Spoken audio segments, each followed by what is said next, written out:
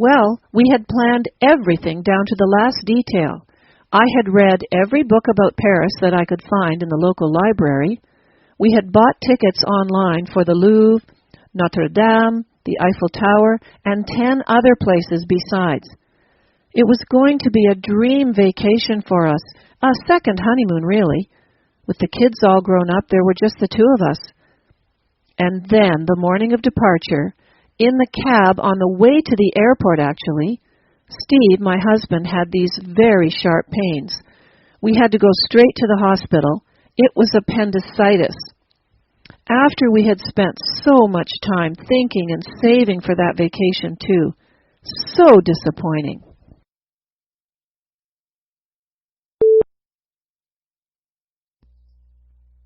We were in Venice. What a beautiful city. It was our last night. We had made a reservation at a very expensive restaurant on the Grand Canal, a very exclusive place called the Moon over Venice, we had found out about on a website back home. Well, there was just my wife and myself at this table with a superb position right by the window overlooking the canal and the city. It was just breathtaking. We ate delicious seafood and pasta, a bottle of Italian white wine, which was $70. We were enjoying our last night, spending the last of our vacation money, to be honest. And then the bill came, and it was a big bill. Well, I couldn't find my wallet, and my wife never has money on her. Well, it was so embarrassing, to say the least. I'd left my money in the hotel, and after a phone call or two, it was all resolved. I went back the next day to pay the bill. I left a very hefty tip too, because they had been very nice about everything.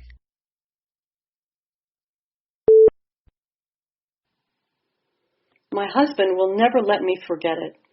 It was 3 years ago in the south of Italy. I had studied Italian at university, and so when I had to write an email to a small car rental company, I did it in Italian. I was very proud of myself. My husband told me, just get our hotel to sort it out. But I had spent $15 on a new English-Italian dictionary and didn't want to waste that money. The Italians really appreciated me trying to speak their language. I'm sure I made some horrific mistakes. We got to Italy and went to pick up our car. Now, I asked for a car with a sunroof. I wanted to drive around sun-kissed olive groves and wave my arms out of the top like a modern-day Sophia Loren. Well, I'd made a horrible mistake, and they had an open cabriolet car, no top at all open to the weather. And there was a lot of weather that week.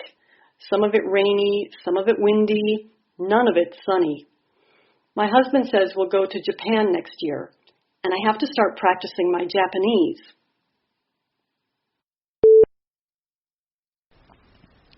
It was a total disaster from start to finish.